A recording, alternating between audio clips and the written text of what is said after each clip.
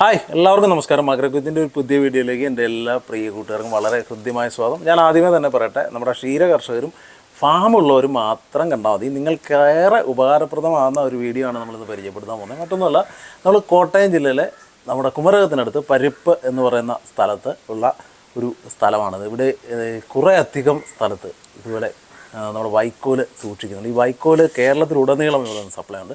അപ്പോൾ ആ വിശേഷങ്ങളാണ് പറയാൻ പോകുന്നത്. വൈക്കോലിൻ്റെ വില, ഏറ്റവും നല്ല വൈക്കോല് ഇവിടെ എനിക്ക് തോന്നുന്നു ഇവിടെ കൃഷി ചെയ്യപ്പെടുന്ന വൈക്കോലുണ്ട്, അതിനൊപ്പം തന്നെ പലയിടങ്ങളിൽ നിന്ന് എത്തിക്കുന്നുണ്ട്. അപ്പോൾ അതൊക്കെ കേരളം മുഴുവനായിട്ട് ഇവർ സപ്ലൈ ചെയ്യുന്നുണ്ട്. ആ വിശേഷങ്ങളാണ് പങ്കുവയ്ക്കുന്നത്. അപ്പോൾ നിങ്ങൾക്ക് വളരെ എക്കണോമിക്കലായിട്ട് നിങ്ങളുടെ ഫാമിൽ തീറ്റച്ചെലവ് വളരെ ലാഭകരമാക്കാൻ പറ്റുന്ന ഒരു ട്രിക്സ് കൂടെ ആണ് ഈ ശരിക്കും പറഞ്ഞ വൈക്കോൽ എന്നുള്ളത്. നല്ല രുചികരമായ, പശുക്കൾക്ക് ഇഷ്ടപ്പെടുന്ന, അതിനൊപ്പം തന്നെ നല്ല ആരോഗ്യകരമായ ഒരു ഭക്ഷണം, അതാണ് നമ്മളിന്ന് പരിചയപ്പെടാൻ പോകുന്നത്. അപ്പോൾ എല്ലാവർക്കും ഒരിക്കൽ കൂടി മകരക്കുത്തിൻ്റെ മനോഹരമായ എപ്പിസോഡിലേക്ക് വളരെ ഹൃദ്യമായ സ്വാഗതം. ഇത് എത്ര അടി? ഇത് 2.5 അടി. ഇത് എന്നാ റേറ്റ് വരുന്നോ? ഇത് നമ്മളിപ്പോൾ 200 രൂപയ്ക്ക് കൊടുക്കും. 200 രൂപയ്ക്ക്. ഇത് നാടൻ കച്ചിയല്ലേ? നമ്മുടെ നാടൻ കച്ചി, നമ്മുടെ കുട്ടനാടൻ കച്ചി. ഇത് കൊയ്ത് കഴിയുമ്പോൾ ഇങ്ങനെ കിടക്കും. ഇതുപോലെ ഇങ്ങനെയാണ് കൊയ്ത് വരുന്നത്. ഈ വീതിക്ക് കൊയ്ത് പോവും. ഇങ്ങനെ കനത്തി കിടക്കും.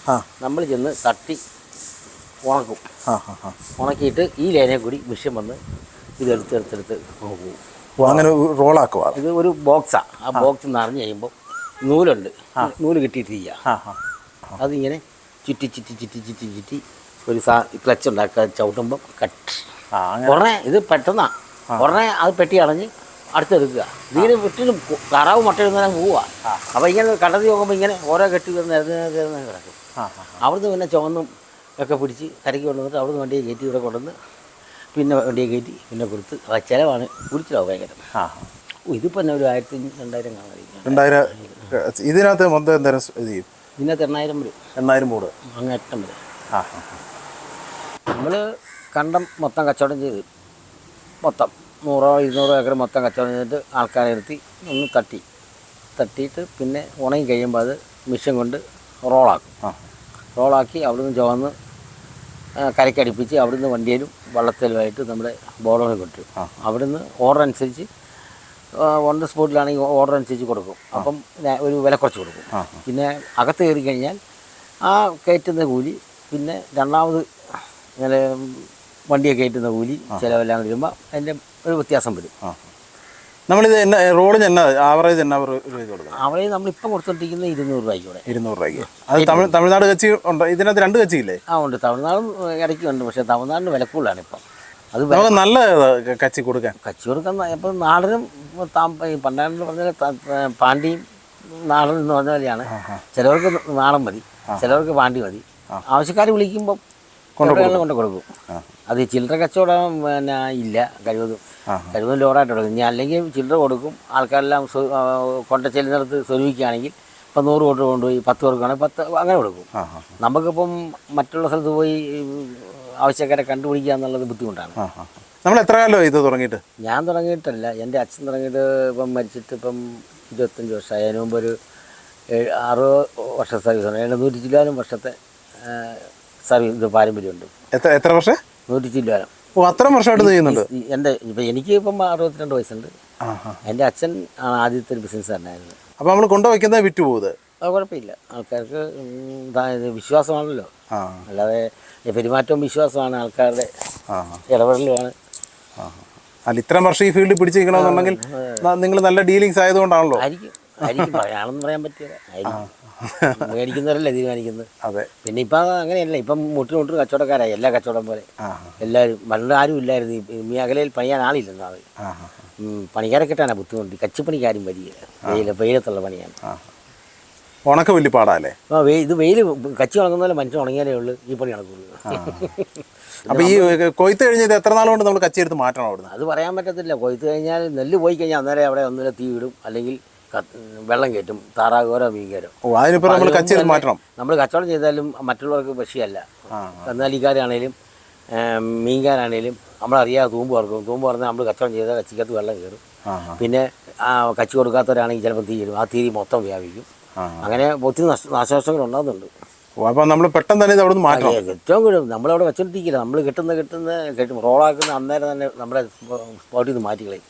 ഒന്നുമില്ല, നമ്മൾ ഗോളം കൊണ്ടും അല്ലെങ്കിൽ അത് കസ്റ്റമേഴ്സിന് കൊടുത്തിരിക്കും. അപ്പോൾ ഇത് ഉണങ്ങി ശരിക്കും ഉണങ്ങിയില്ലെങ്കിൽ ഇത് പൂത്തു പോകാനുള്ള? പൂത്തു. അപ്പം നമ്മൾ ഇവിടെ കൊണ്ടിട്ട് ഉണക്കാൻ ഇല്ലില്ല, അവിടെ തന്നെ കണ്ടത്തിൽ തന്നെ ഉണങ്ങാതെ കെട്ടിയേല. ഉണങ്ങാതെ നമ്മൾ റോളാക്കത്തില്ല. ആ അതാണ് നമ്മുടെ വിശ്വാസ്യത അതെ അതെ. അല്ലേ? അതാണ് ഗ്യാരണ്ടി.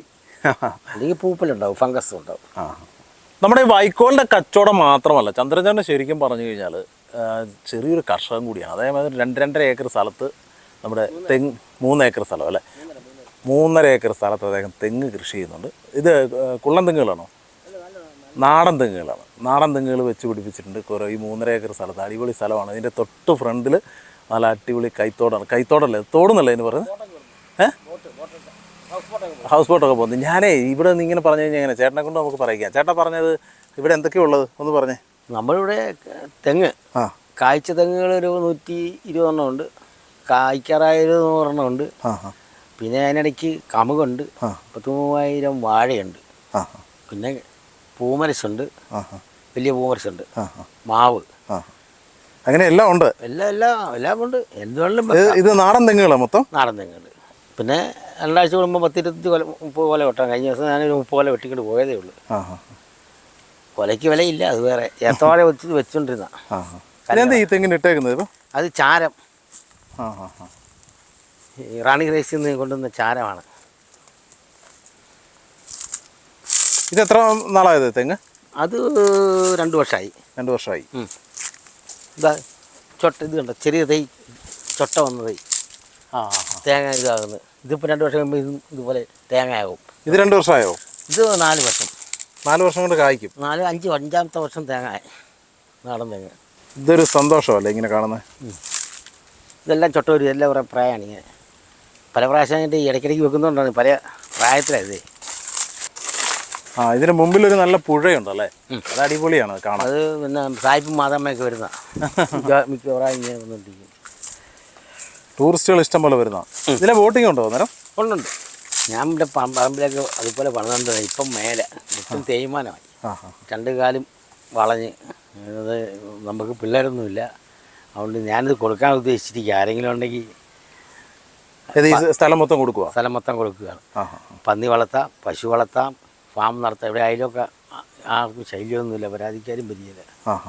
3.5 ഏക്കർ സ്ഥലം. 3.5 ഏക്കറുണ്ട്. അപ്പോൾ നമ്മളെന്തായാലും ഈ കൃഷിയിടം പരിചയപ്പെട്ട് വന്നപ്പോഴാണ് ചന്ദ്രചേട്ടൻ പറയുന്നത് ഈ കൃഷിയിടം എന്തായാലും കൊടുത്തേക്കാം, 3.5 ഏക്കർ സ്ഥലമുണ്ട്, ആരെങ്കിലും പാർട്ടികളുണ്ടെങ്കിൽ പറഞ്ഞോളാൻ പറഞ്ഞു. അങ്ങനെ നമ്മളെന്തായാലും വീഡിയോയ്ക്കകത്ത് അതുകൂടെ അങ്ങ് ഉൾപ്പെടുത്തി. ആർക്കെങ്കിലും താല്പര്യമുണ്ടെങ്കിൽ, കുമരകത്ത് കുറച്ച് സ്ഥലം മേടിക്കാമെന്ന് താല്പര്യമുണ്ടെങ്കിൽ ചന്ദ്രചേട്ടനെ സമീപിക്കാമെന്നാണ്. അദ്ദേഹത്തിൻ്റെ നമ്പർ ഇട്ടിട്ടുണ്ട്. ഇത് ഈ പറഞ്ഞ പോലെ പുഴയുടെ ഒരു സൈഡാണ്, ഭയങ്കര ഭംഗിയുള്ള നല്ല പുഴയുടെ ഫ്രണ്ടേജിലാണ് ഈ ഒരു സ്ഥലം എന്നുള്ളത്. എനിക്കോട്ട് വരാനുള്ള വഴിയുണ്ട്, വഴിക്ക് ശകലം വീതി കുറവൊക്കെ ഉണ്ട്, ഒരു വണ്ടിയൊക്കെ കഷ്ടിച്ച് വരത്തുള്ളൂ. പക്ഷേ നല്ല രസമാണ് ഇങ്ങോട്ടുള്ള യാത്ര, നമ്മളെയൊക്കെ സംബന്ധിച്ചിടത്തോളം അടിപൊളിയാണ്. പിന്നെ നല്ല കുറച്ചധികം തെങ്ങുകളാണ് പ്രധാനമായിട്ട് ഇവിടെ ഉള്ളത്. അങ്ങനത്തെ ഒരു സ്ഥലമാണ് പരിചയപ്പെട്ടത്. അപ്പോൾ എന്തായാലും നിങ്ങൾ വൈക്കോല് വേണമെന്നുണ്ടെങ്കിൽ, ഫാമിലേക്ക് നല്ല വൈക്കോല് പശുവിന് കൊടുക്കണമെന്നുണ്ടെങ്കിൽ തീർച്ചയായിട്ടും ചന്ദ്രചേട്ടനെ വിളിച്ചാൽ മതി. ചന്ദ്രചേട്ടൻ ഈ പറഞ്ഞ 100 വർഷത്തെ സേവന പാരമ്പര്യമുള്ളതാണ് ഈ ഒരു മേഖലയിൽ. അദ്ദേഹം സ്പോട്ടിൽ നിങ്ങൾ കേരളത്തിൽ എവിടെയും അദ്ദേഹം എത്തിച്ചേരും. അപ്പോൾ ആ വിശേഷങ്ങളാണ് പങ്കുവച്ചത്. അപ്പോൾ എല്ലാവർക്കും എപ്പിസോഡ് വളരെയധികം ഇഷ്ടപ്പെട്ടു എന്ന് വിശ്വസിക്കുന്നു. വീണ്ടും നല്ലൊരു എപ്പിസോഡുമായി കാണുന്നവരെ ഇസ്മി ജോബിംഗ് സൈനിങ് ഓഫ് ഫ്രം മകരക്കൊയ്ത്ത്.